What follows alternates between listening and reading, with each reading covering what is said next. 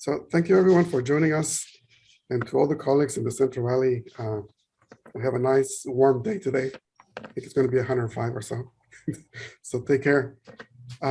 Let's get started with the presentation. Once again, thank you very much for joining us today. We're very honored and pleased to have with us today as guest speaker Carlos Heredia. And Carlos is an old friend whom I met way back in the 1990s when he was still in Congress in Mexico. But Carlos is a very well-known researcher, economist, also connected to numerous organizations that work with immigration and other matters. He has done work with organizations in Mexico, in Central America, and elsewhere. He has served also as an important analyst and consultant to many different types of organizations and also some government agencies at the federal and state levels, including Michoacan for a while there when I was there as well. So it's really an honor for Carlos to join us for this event that also coincides, we were just commenting a minute ago with him, with the visit today, the moment right now, of the White House by Mexican President Andres Manuel Lopez Obrador. So Carlos's presentation today is Immigration from Mexico and Central America, Current Trends and Policy Scenarios. And I'm very happy to have Carlos with us today. Thank you, Carlos, for making the time and preparing the presentation for today. The colleagues who are joining us in the webinar are primarily from the Central Valley, but we also have some individuals who are joining us from other parts of the state of California. And it's an honor for us to have you here. Thank you, and the floor is yours. Thank you, Jesus. Good morning, everyone. It is my honor to have this opportunity to talk and to exchange ideas on the topic that has convened us this morning. I should say that when I got the invitation from Jesus, it had been a while that he and I had talked. So I was very happy to be in contact with Jesus again, because I know of the very important work that you all do in the Central Valley. And so I seized the opportunity and he said, of course I am, I'm on board. And so thank you for letting me have this exchange with you. So I'm going to share my screen so you can have access to the presentation. There it is. What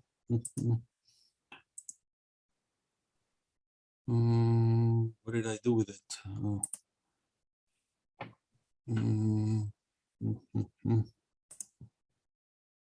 My presentation goes over a number of issues, but basically is a little bit of history, a lot of analysis, and a lot of description of what is going on currently, so you can say how much the reality that you live every day coincides with what I'm talking about. Jesus, can you share it? Because for some reason I cannot. Sure, I'll share it.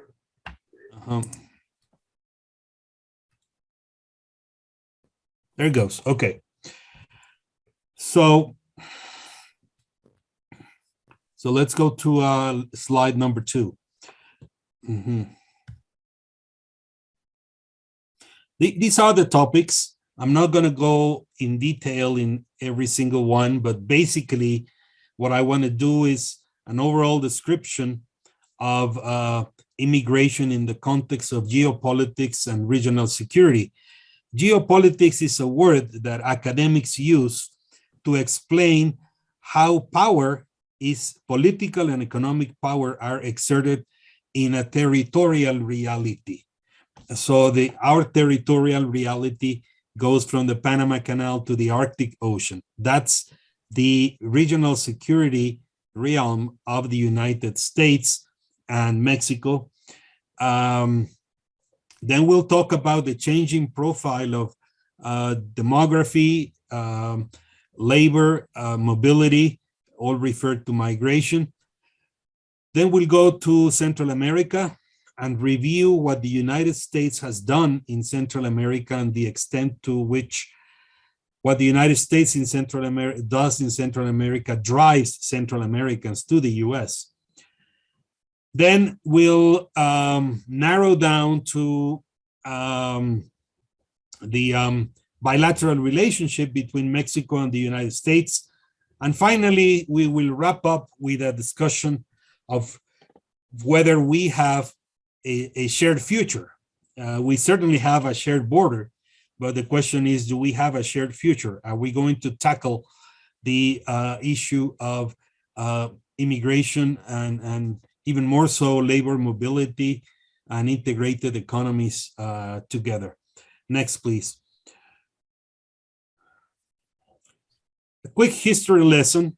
What you see we go back one, the Southwestern United States, California, Nevada, Utah, Colorado, Arizona, New Mexico, Texas, and minor parts of other states, was the Mexican border in 1830. And then over time, the United States expanded in all directions. It expanded to the north in Alaska. It expanded to the west in Hawaii and Polynesia. It expanded to the south, Mexico, and it expanded to the east, Puerto Rico and the Caribbean. But that's, I'm only using this map because many people of Mexican background say, I did not cross the border. The border crossed my ancestors. Next, please.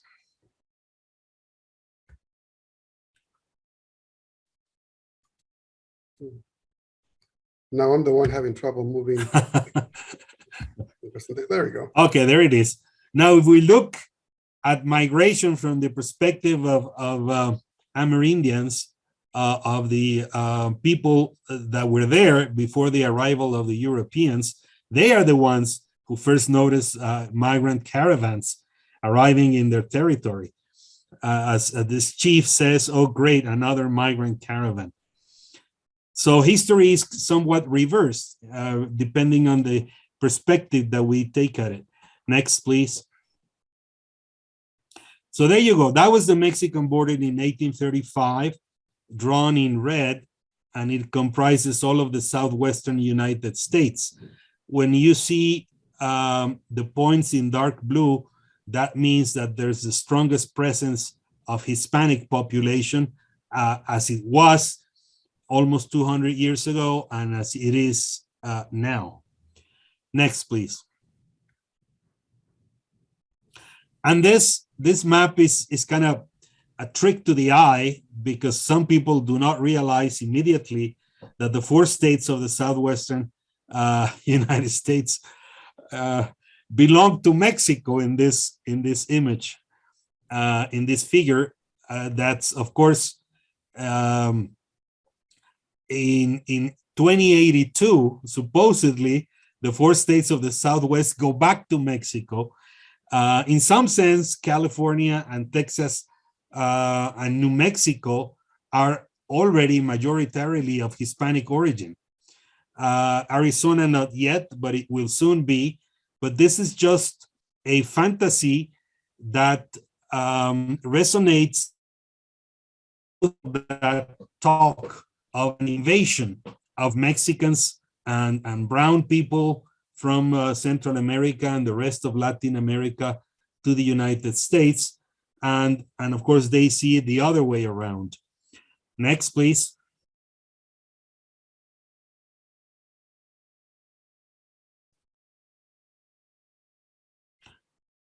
You see the number of Mexican immigrants, people who were born in Mexico and then moved to the United States, was very small until 1970.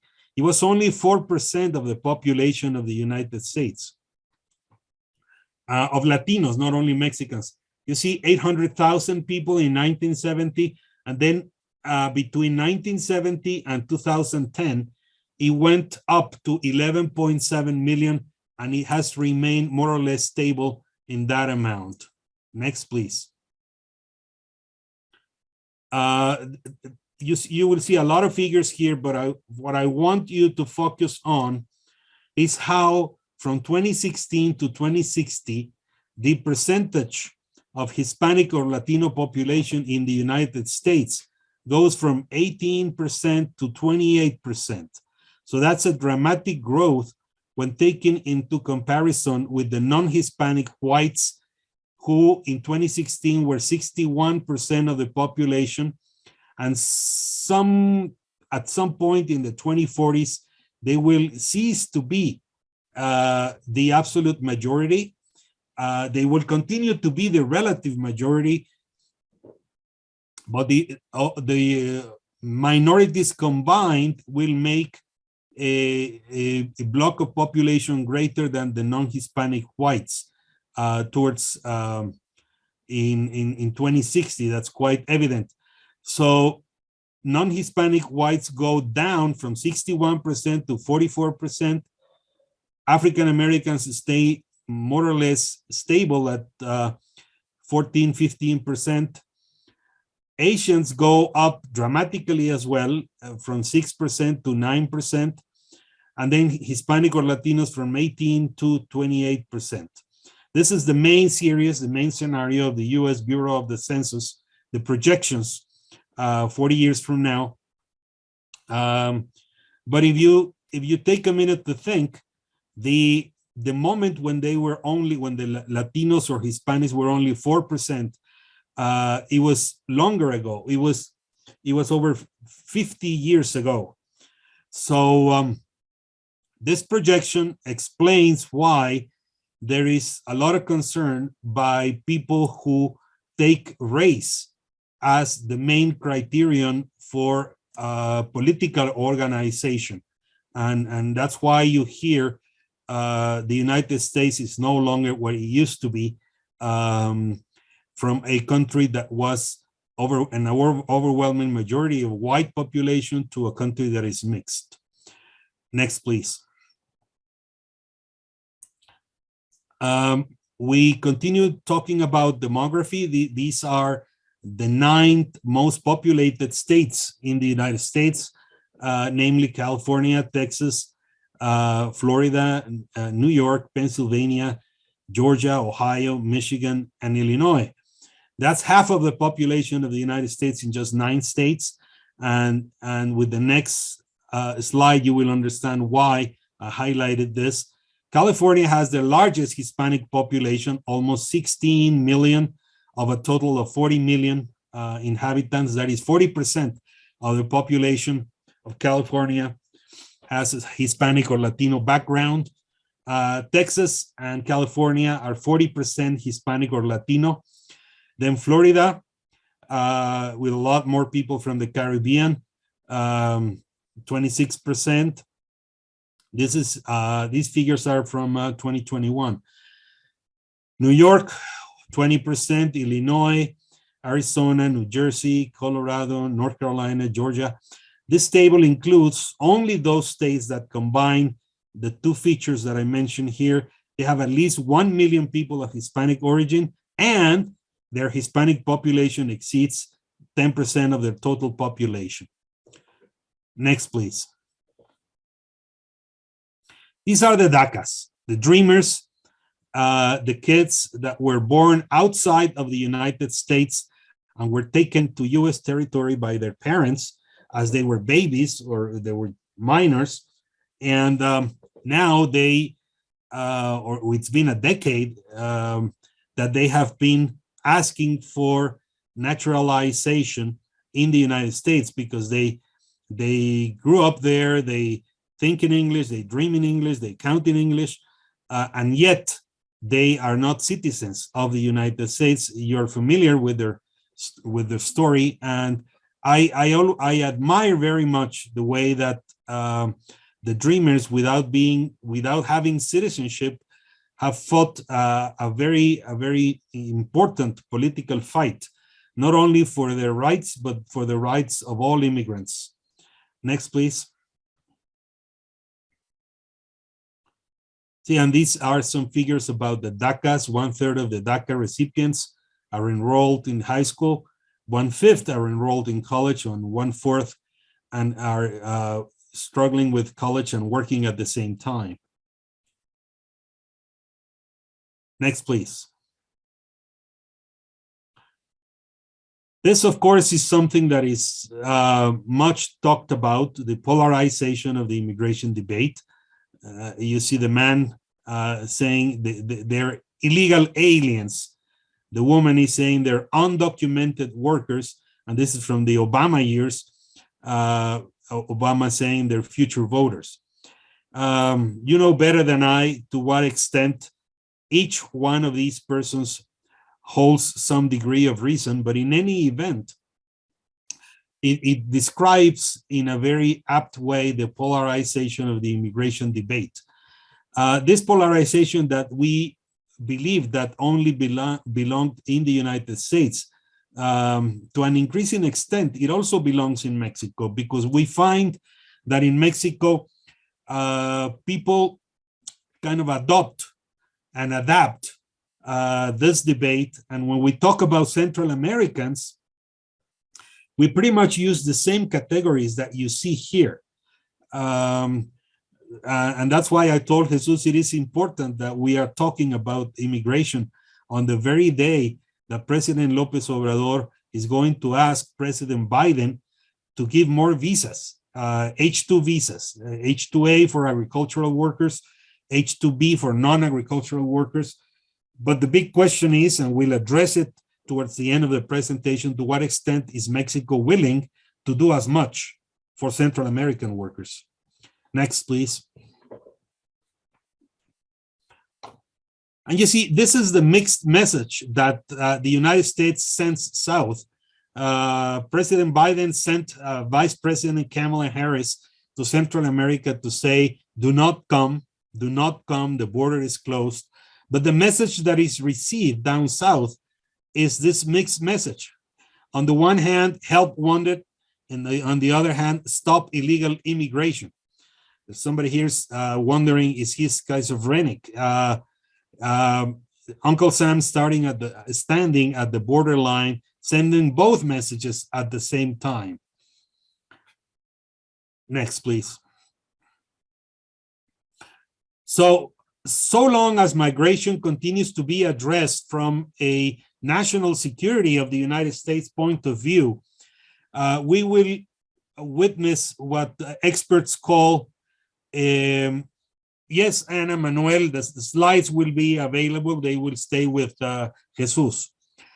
General John Kelly, then DHS, Department of Homeland Security Secretary, on the Trump wall, to find a rationale for the Trump wall, he says, General Kelly said, security starts 1,500 miles south of the border. That is the Panama Canal. 1,500 miles south of Brownsville, Texas is the Panama Canal. That's what the experts call the externalization of the US border. And we will see it in a more graphic way in the next slide, please. There you go. For those that are fans of soccer, that's what we call the CONCACAF, the Confederation of Soccer Federations of Canada, the United States, Mexico, Central America, and the Caribbean. Eso, dice Freddy. So that's the actual border of the United States when it comes to the national security doctrine. It encompasses all these countries. That's the buffer zone for the United States. So if we continue to see migration as a threat to national security, it will continue to be put in this perspective. Thank you, Nora. Gracias. Siguiente.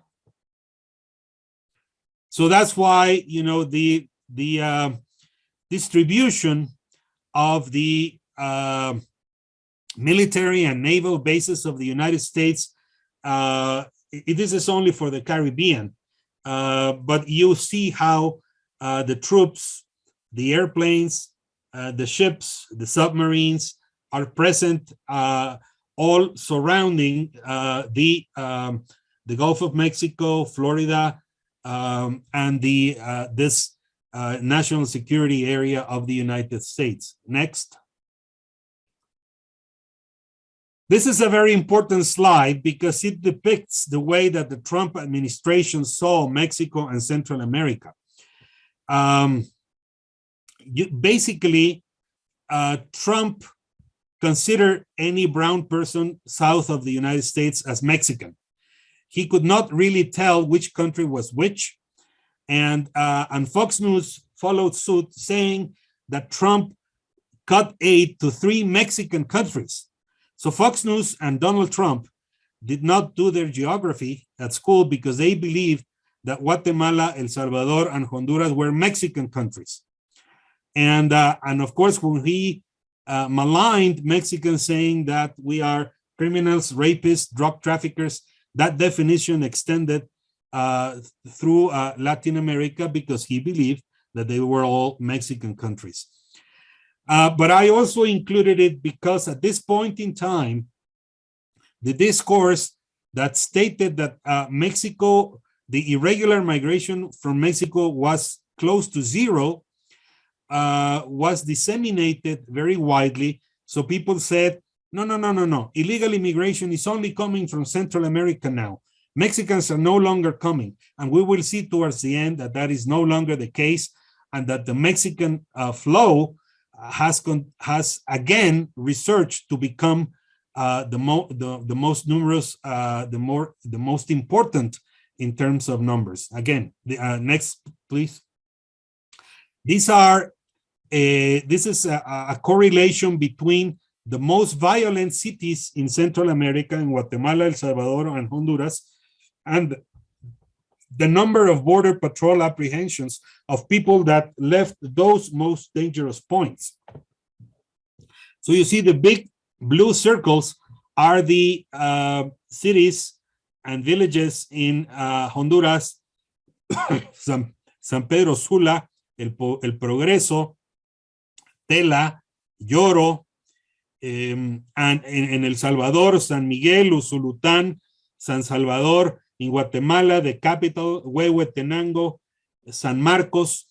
So that there is a very close association in recent migration on the exodus that is caused by maras, by gangs, by the destruction of nature, and by an economy that relies very much on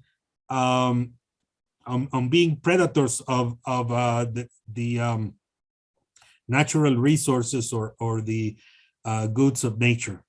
Next, please. This picture describes more than 1,000 words. This young girl left San Salvador, the capital of El Salvador, to go to Houston. And the only thing that she could grab from her home was this puppet, este muñeco, and she took it with her as a companion for 63 days until she finally arrived in Houston. When I tell my students that this has been the new phase of migration, unaccompanied minors, a young girl like Stephanie Marjorie, she was 8 years old at the moment the picture was taken. They ask why would her mother let her go on her own? And I have to tell them, I'm sorry to tell you this, but her mother encouraged her to leave because she knew that when Stephanie Marjorie turned 12, she would be threatened by the traffickers and by the human trafficking criminal organizations. So that's a sad reality that threatens many communities in Central America. We no longer have the traditional migrants on economic reasons, but we have an increasing number of people that are fleeing to save their lives. Next. This is the geography of Southeastern Mexico and Guatemala, just to be more familiar with the region that we're talking about now. Next. Again, this is what we call an inter-regional border, and you will see that it doesn't stop at the Mexico-Guatemala border, but it goes to the Isthmus of Tehuantepec, which is the narrowest fringe of land before the Panama Canal. This is only 120 miles or 200 kilometers between the Atlantic and the Pacific Oceans, and a railroad is being built there. But it's also a hub to control Central American migration going northward. Next. These are the routes of migrants from Central America to the United States. You will see the Gulf way that goes from Tabasco, Tenosique, Acayucan, Veracruz, Tampico, my homeland, all the way to Brownsville, Texas. And you will see the Pacific one that goes from the coast of Chiapas, Oaxaca, Colima, Jalisco, Nayarit, Sinaloa, Sonora, and Baja California, all the way to Tijuana and San Diego. San Diego, Tijuana is the point in the whole planet that has more pedestrian border crossings, and Nuevo Laredo is the most important trade crossing point where more trucks go across with merchandise in both directions. But these roads have been taken over by criminal organizations. You learned about the truck, the trailer that where 53 people died on their way to San Antonio only a couple of weeks ago, which is a very sad example of how criminal organizations that do smuggling and trafficking, smuggling of migrants and trafficking of persons have taken over and they control all the different routes going north. Next, please. This is what I already mentioned this. Next, please. Okay, so when López Obrador was sworn in December 1st, on December 1st, 2018, he asked the United Nations to come up with a plan for development with Central America. And this is on the left-hand side, you will see the cover page of the plan of the United Nations. On the right-hand side, you will see the Biden plan to strengthen security and prosperity in collaboration with the peoples of Central America. What's missing in this equation is that in collaboration with the peoples. I don't see that component being taken into consideration now. Next. These are the heads of state of the three countries of North America. Trudeau of Canada, Biden of the United States, López Obrador of Mexico, and then Yamatei of Guatemala, Bukele of El Salvador, and Castro of Honduras, the 6 key countries for migration in the corridor that goes from Central America all the way to the north to Canada. And the big question is, who wants to preserve the status quo? Who wants to preserve the current situation, and who wants a new development agenda? Next, please. Now I'm going to ask Marisela to read the first 3 paragraphs of this article because it conveys very important information. Marisela, could you read the title and the first 3 paragraphs, please?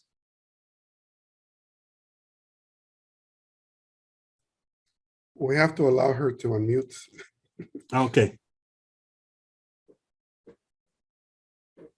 I can't see it from up here. El anterior,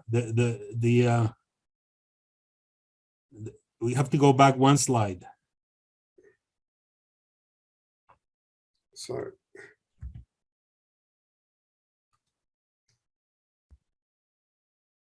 Oh, okay, not Marisela, Carmen. I can't. You cannot unmute them? No, I can't find that right now with this option. If you can unmute them, if you can go to the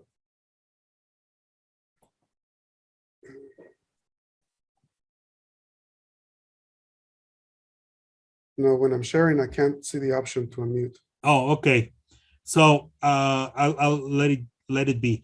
The key point on this article is that Americans are divided over immigration policy. But the role of successive US governments has been key in driving Central America's north, because the United States in the past filled the isthmus with weapons, with guns. And then those weapons were the reason that the civil wars were fought, basically expelling people who went to the United States in exile, and those people that left their countries migrated to the United States 50 years ago. And that's the start of the massive migration from Central America to the United States. The issue that I want to highlight is that as many as 75% of asylum rejections, of asylum applications, come from these countries that are in internal trouble and in a lot of violence since these years. Next, please.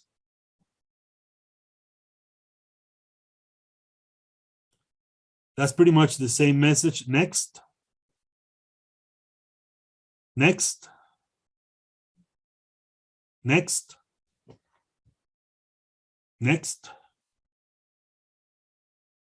Okay. The bilateral meeting that is taking place today, I hope that it moves beyond the perpetual finger pointing.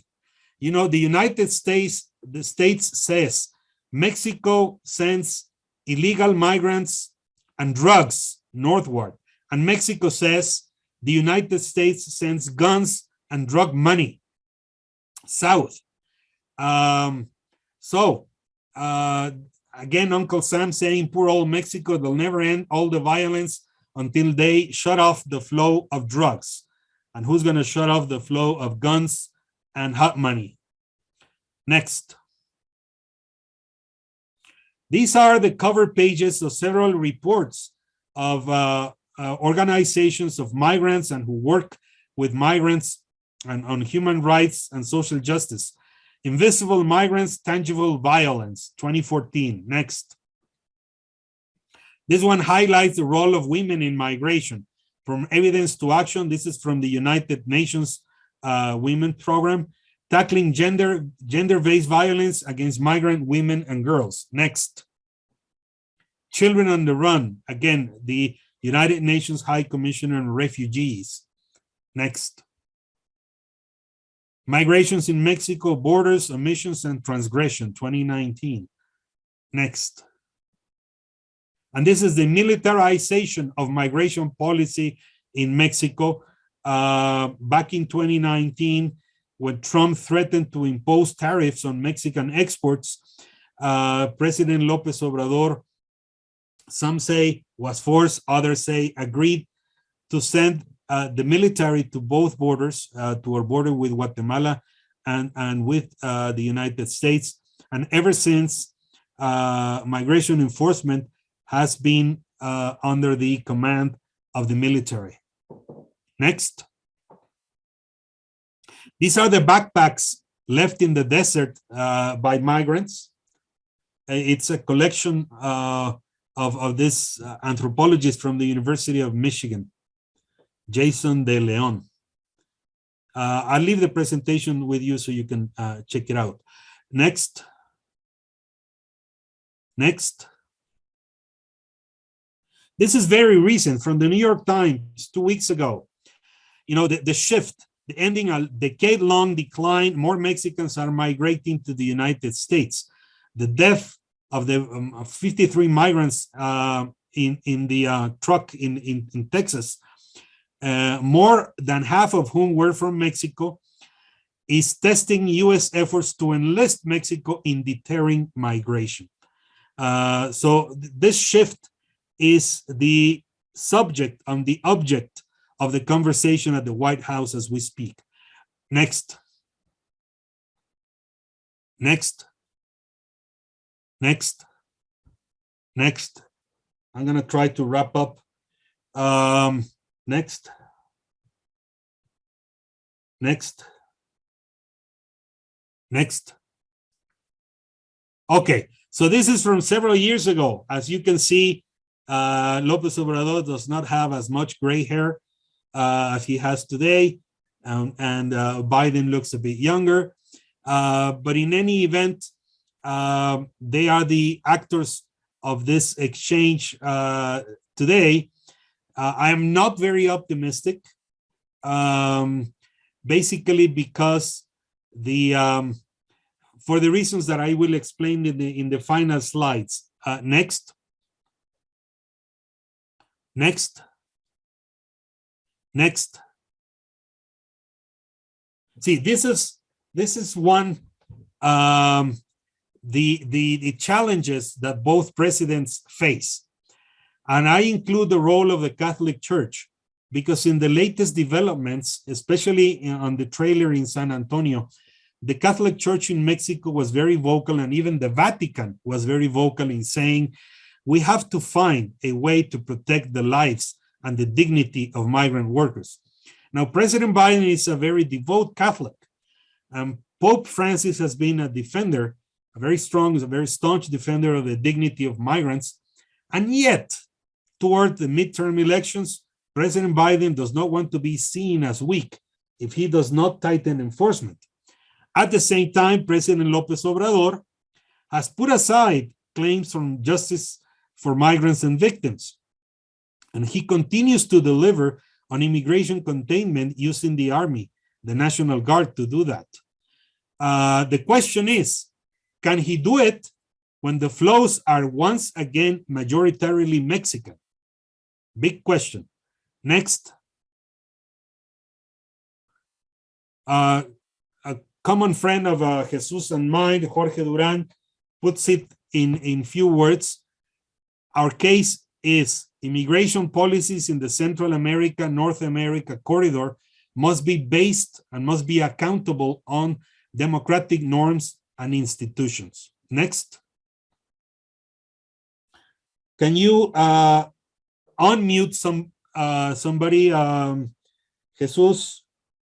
The ones I mentioned, Marisela, Carmen, Adriana. No, I can't find the option when I'm sharing. Oh, okay. So I will read this. This is a summary of a very wise teacher that teaches undocumented students, that says, dear undocumented students, in these classrooms there are no walls. You belong here, you are loved. Dear Black students, in this classroom, your life matters, you are loved. Dear Muslim students and students of Middle Eastern descent, we know you are not terrorists, you are loved. Dear Mexican students, you are not rapists or drug dealers, you are loved. Dear female students, men cannot grab you, men will respect you, demand it, you are loved. Dear LGBTQ students, you are perfect just as you are loved. Dear all students, we will get through this day, this year together. We will respect each other and learn from one another. You are a beloved part of this country and community. And this ends the presentation. And fortunately, we still have time for discussion.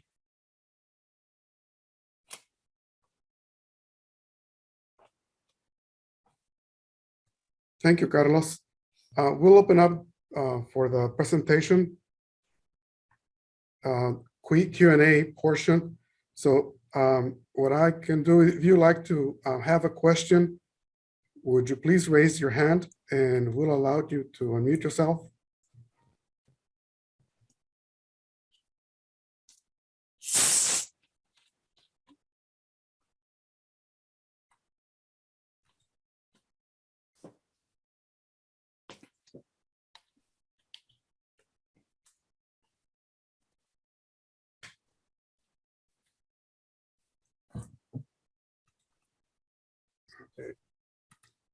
Go ahead, Ed Kisam. You should unmute yourself, Ed. Hi, am I unmuted? Yes. Great. Hi, Carlos. Thank you so much for giving the whole big panoramic vision. I wanted to ask you a question about a narrow slice that I've been concerned about, which is about the humanitarian need to combat the COVID-19 pandemic throughout the world and, in Latin America and the United States. I'm currently advocating for the US doing better than the terrible policy of Title 42 to welcome migrants to the United States and asylum seekers specifically. And I'm wondering what your thoughts are about what can be done to get the Mexican government to not listen to the Biden administration's efforts to get Mexico to do the same to Central American migrants at the border, because I think surely the discussion you had of the extension of the U.S. borders to the Mexican southern border is problematic in that regard also. And I'm wondering what you think can be done in Mexico. Well, thanks for your question, Ed. I did not discuss this matter, so you give me an opportunity to do so.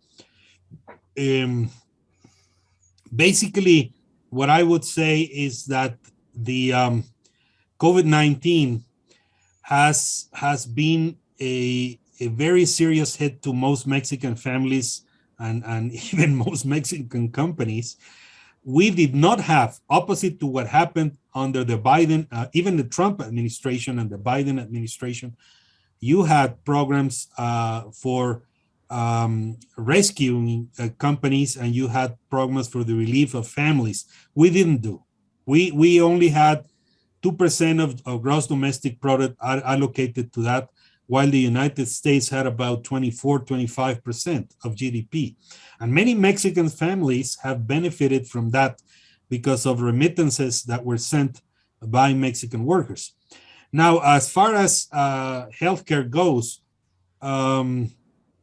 we did a terrible job. In fact, there are some people who thank the government because we somewhat succeeded in vaccination, or although in a very disorderly way and late. But basically, we neglected the epidemic because the government, pretty much in the same fashion as the Trump administration, did not rely on science from the outset, from the beginning. But it followed the beliefs of individuals in the government. So right now we're trying to catch up, but the neglect of the migrant population is almost total. In the same fashion that you find in the statistics in the United States that the African American and the Latino communities were the hardest hit by the pandemic. In Mexico, there's almost no assistance available for migrants, not in the detention centers, only probably in the shelters of the Catholic Church are the only places where they can get some help. But there's no strategy for that. There isn't a campaign for that. And a lot of people are struggling because of this. And now in the fifth wave, we are not taking the precautions that are necessary, and the Central Americans are also struggling because they all along during the so-called Remain in Mexico program, they were abandoned. There was no healthcare provided, no assistance provided, and the Biden administration has decided to terminate that program, but there's not really anything of substance. And I don't think that in the conversation today, good news will come out of that. There is no understanding between the two governments on how to tackle the pandemic together. unfortunately. There may be at the border, because you have many sister cities at the border, but not at the national level, unfortunately. Thank you, Carlos. Carmen Becerra, please go ahead, unmute yourself. Hi, good morning, everybody. So my question was, we live in the Central Valley. It's a highly conservative and racist region. How do we battle the many misconceptions our population here has about the immigrant population, but primarily the undocumented portion of the population? There is so much ignorance and unknown about the undocumented population in our area, but I feel even when we do like a lot of outreach or just inform people, they want to stay in their ignorance about this population. So I don't know how we kind of like do that mindset change. Can we do that? I feel like even the people that work with this population, with the immigrant population, sometimes have very negative beliefs about them. So I don't know how would we handle it? Thanks for your question, Carmen. Even the Trump administration labeled the Mexican agricultural and construction workers and healthcare workers as a quote unquote essential workers during the pandemic. So it's ironic that the kin of these workers would not see that the addiction of the United States, we have a mutual addiction between our two countries. The United States is addicted to cheap labor from the South, from Mexico and Central America. And Mexico and Central America are addicted to the remittances that our good workers send home. Otherwise, many more people would suffer.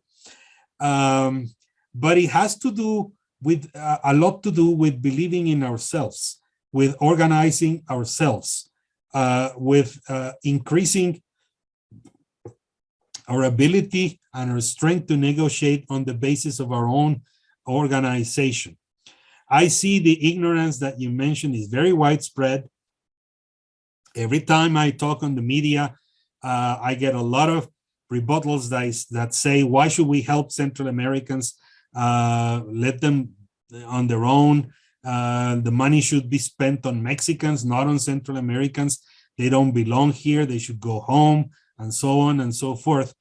And this is the kind of work that you're doing now. I mean, in this kind of session, trying to learn from others, from the experiences of others. And that's the true enemy. Ignorance is the true enemy. Because once people do get the information, and it takes a one essential thing, to be open, to think differently. Otherwise, it's very hard. But I see your point because I face that point all the time. Even my colleagues from university who have higher education are very reluctant to see things in a different way. And it's only when I tell them, if you were subject to those conditions of work, if you earned what they earned, if you were unsafe, if you were in total insecurity, and you had to hide in clandestinity, then you would probably feel what it feels for the undocumented portion of the population. But there's no quick fix, and it's a long-term education campaign, what it takes, Carmen. So you're doing the right work, but it's a long-term work. Freddie, thank you, Carlos. Freddie, go ahead and mute yourself. Thank you, Dr. Martinez, and thank you, Dr. Heredia, for the presentation. Really enjoyed it. So my question is, and we talked about this a little bit, but historically there's been a permittance for immigrants to enter the US for purposes of cheap labor, as with the braceros. But along with this, there's also been like a tightening of immigration enforcement when supposed resources or wealth are scarce.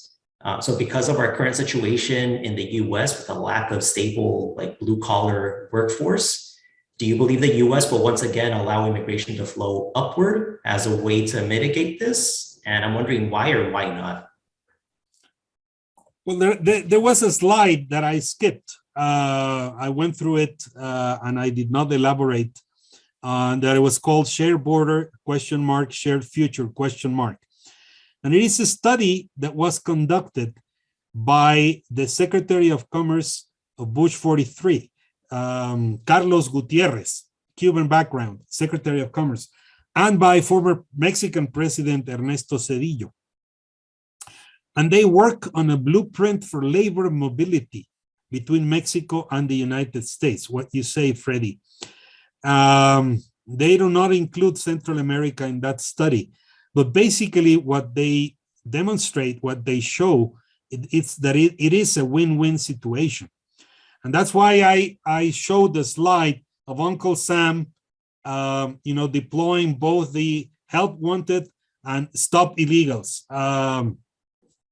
And some would say, I am for legal immigration, I'm against illegal immigration, but that's part of the discussion because the pathways to enter the workforce in the United States are not enough to meet the demand for workers in a time like now, where there is help wanted signs throughout the different economic activities in the United States.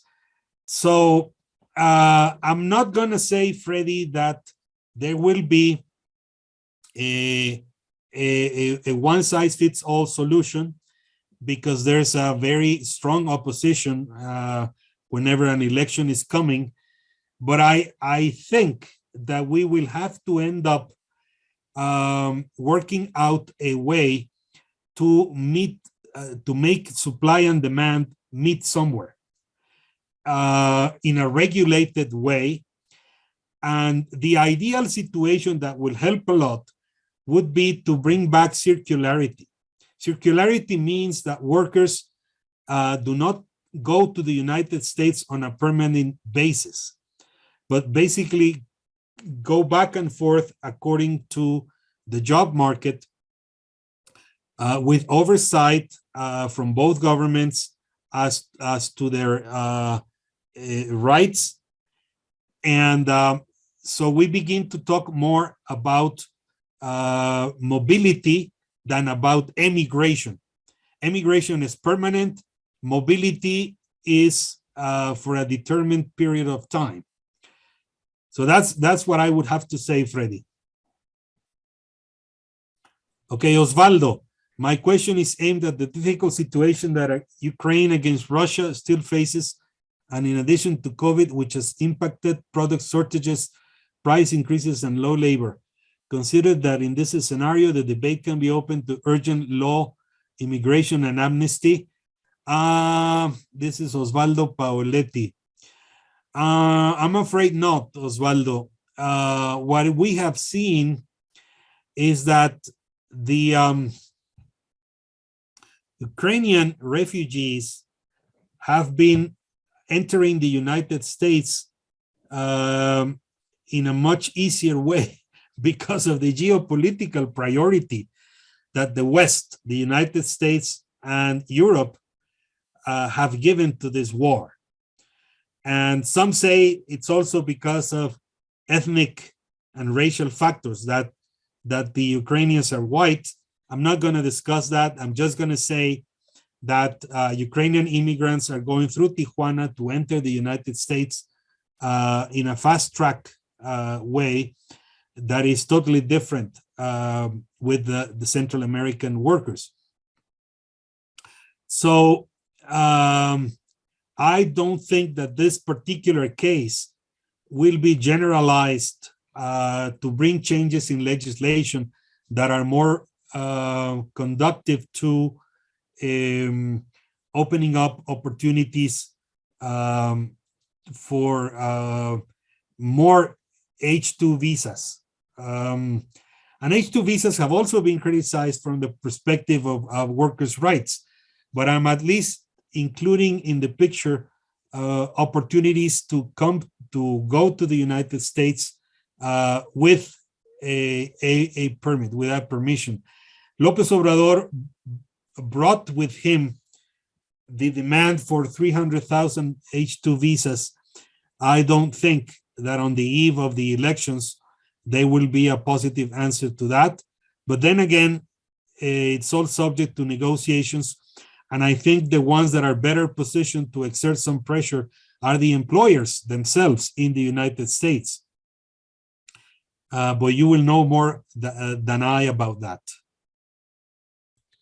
Carlos, well, I have a couple of questions myself, and I wonder if you can consider them and also remind colleagues that they can raise their hand or also ask the question in the yes, chat box. Go ahead, Jesus. But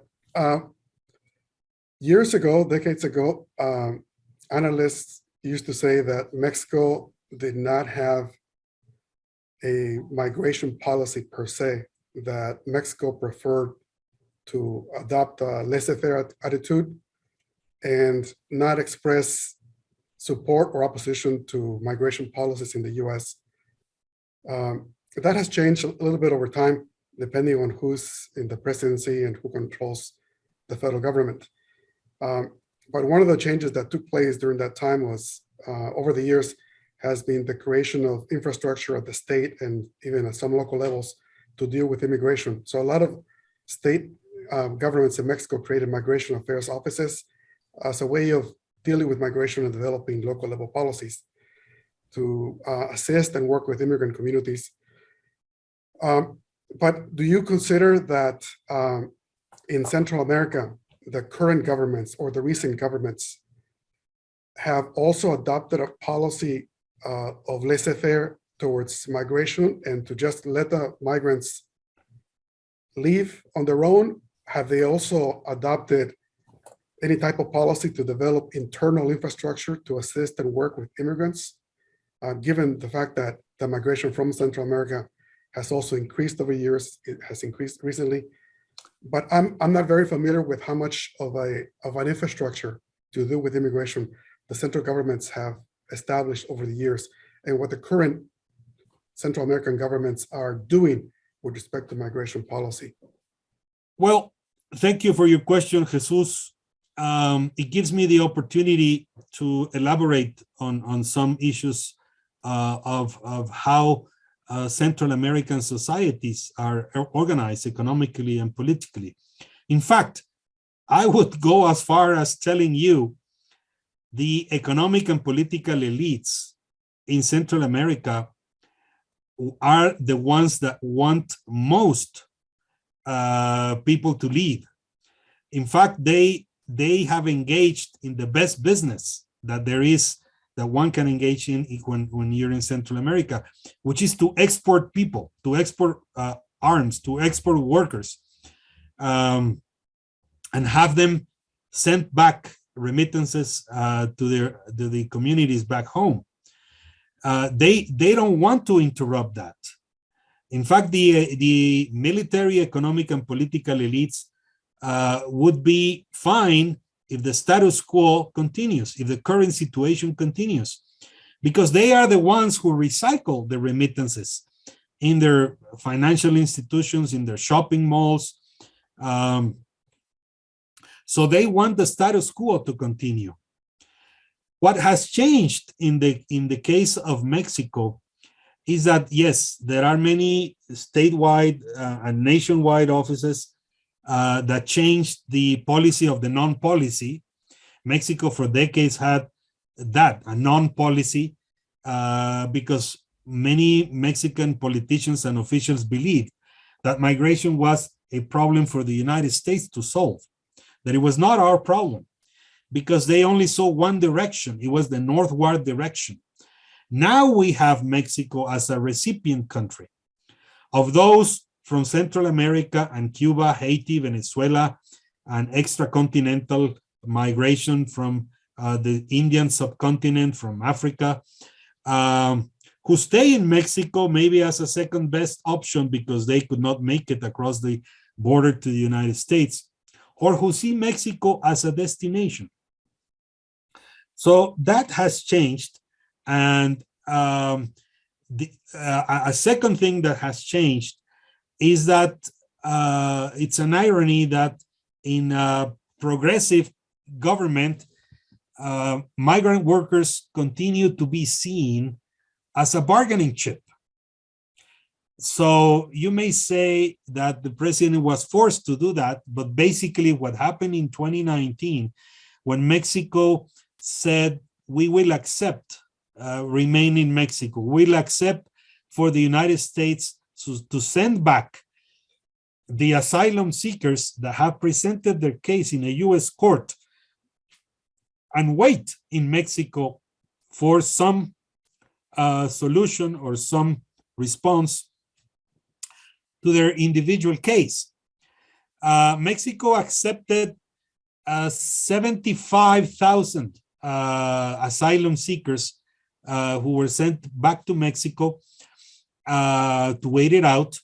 And as the last news that I heard is that only 1,200 were processed. And of those, probably were accepted about half of those, probably 600, 700. So my point is the policy of the non-policy did not hold, and Mexico had to adopt a policy of accepting the pressure from the United States and to create our own border patrol with the National Guard, and to, ironically, and I take all responsibility for what I'm going to say, to become the wall. For Central Americans, Mexico became the wall that we feared, the wall that we fought against, the wall that we spoke against. Our immigration enforcement apparatus became the wall. Is Mexico going to change again now that the majority of the flow is Mexican? I don't know. I am not going to make any predictions. What I'm going to say, though, is that the schizophrenic answer that the United States gives to those trying to get across, that one message is help wanted, the other message is stop illegal migration. We're also in that situation because we demand the United States to give a fair treatment to our workers, but we are totally contradictory in the way we treat Central Americans. It's a double standard. We do not have any consistency with our own legislation. I have to say that both the Constitution of the United States of America and the Constitution of Mexico guarantee the dignity and the rights of every individual that finds himself or herself in US territory, in your case, in Mexican territory, in our case. And I will emphasize and highlight this regardless of their immigration condition, of their immigration situation, of their immigration status. That, of course, is discussed in the law in detail, but in principle, every person should be treated with dignity and respect according to our constitutions. To wrap up for your question, I think, Jesus, that it will depend on how we find a common response. If we continue to have, these responses that are segmented and that are just a supposed quick fix, then I don't see how we're going to solve it. Thank you, Carlos. A final invitation to colleagues to raise your hand if you have a question or comment to make, or to write in the chat box. I wonder, Carlos, also colleagues will also want to have some way of contacting you if they have other questions. Can you share your contact information via the chat box? Yes. I will write it down here. Yeah. And one of the things that I also wanted to ask you, given your knowledge, both of what's taking place in Mexico and your contacts also with Central American organizations and others. Carlos, how can that type of civil society coordination of efforts can take place in order to better address the regional debate over migration flows, address the need to defend and protect the rights of immigrants? What channels, what organizations, what contacts would you suggest can help organizations like those in the Central Valley and other parts of California to understand what Central American and Mexican non-governmental organizations are doing? What types of organizations or which organizations would you recommend that people contact to get a better sense also of how to develop that relationship with organizations that are working with immigrants? Well, just yesterday, WOLA, the Washington office on Latin America, put together a letter of organizations from Mexico, the United States, Central America, and I will put it on the chat box so you can address them. It's a letter that includes joint concerns, joint worries, and it is addressed to both governments, both the government of Mexico, the government of the United States, and I guess to some extent they will include Central America. Hold on, I can't see your screen.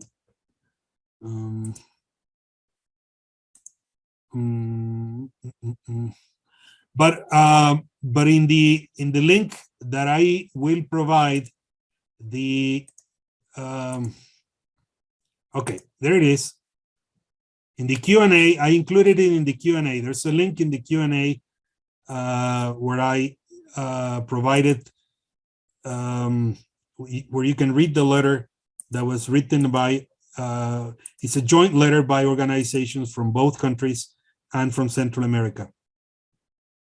And I suggest WOLA as the one organization that in my experience is more consistent and very progressive and open to work with civil society organizations from all sides. I mean, from the United States, from Mexico, from Central America. Thank you. Ferry, please unmute yourself. Thank you. I have another question, Dr. Heredia. So here in the Central Valley, we have a pretty large migratory indigenous population, a good majority of them coming from Oaxaca. And there's constantly these difficulties with communication, not just in terms of language, but also of ideas, especially because there's different worldviews. And I'm wondering what sorts of techniques or any advice you can give that Mexico or other Latin American countries currently do or practice that you recommend we could potentially implement here. I can tell you from experience, it's been difficult trying to not just communicate, again, like different ideas, but also understanding culturally what sorts of values there exist for our indigenous communities in Mexico and Central America, as opposed to our Spanish-speaking Latino community here in the U.S. Well, I'm writing a message in the chat, Freddie. I suggest you contact the Fundación Carlos Slim because they have done a lot of work with indigenous communities on their legal defense. And I will give you the link. Let me just find the link here, because they have a specific program for that.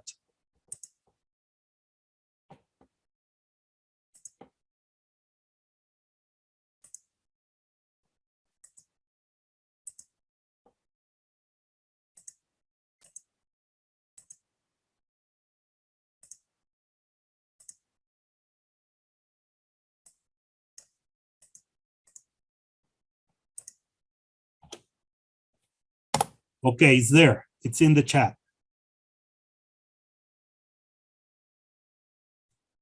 Thank you, Carlos. A final invitation to anyone who has a question or comment. I do want to really express my gratitude to Carlos Heredia for taking the time to join us and present to us at this event. One of the reasons why I was so very interested in having Carlos join us is that part of the problem I think historically with U.S. immigration policies over the years is that it has largely adopted what we would call unilateral approach to international migration. With the exception of programs like the Bracero program and others, the U.S. has seldom adopted bilateral or regional approaches to address migration and the mobility of human beings, something that has become more important since World War II. But that has also influenced how organizations that work with immigrants in the US, whether in the Central Valley, California, or other states, also approach migration. They tend to also view immigration from a national perspective, and not all organizations have a bilateral or regional focus.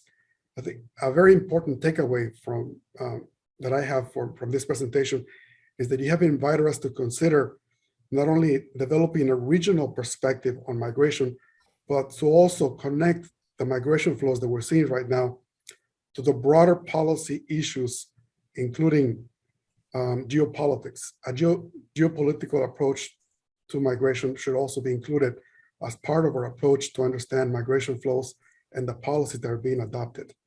I think that's one of the very important takeaways that I have from your presentation. I want to thank you for that, for answering the questions of the colleagues, for allowing us to understand some of the insights and valuable information that you shared. And we hope that you can join us in other subsequent events where we can talk more in depth about other specific issues and updated discussions on policies at the regional level. Well, it's been my pleasure. Thank you all. Thank you for your questions, your comments, and I look forward to another exchange soon. Thank you, Carlos. And for everyone who has joined us, once again, I'll be emailing the presentation that Carlos shared with us, so you can also have the information. He did skip over some slides just to keep the presentation brief, but he has a lot of really valuable information in those slides, and I'll share that with all of you. Thank you very much. Take care. Thank you. Bye-bye.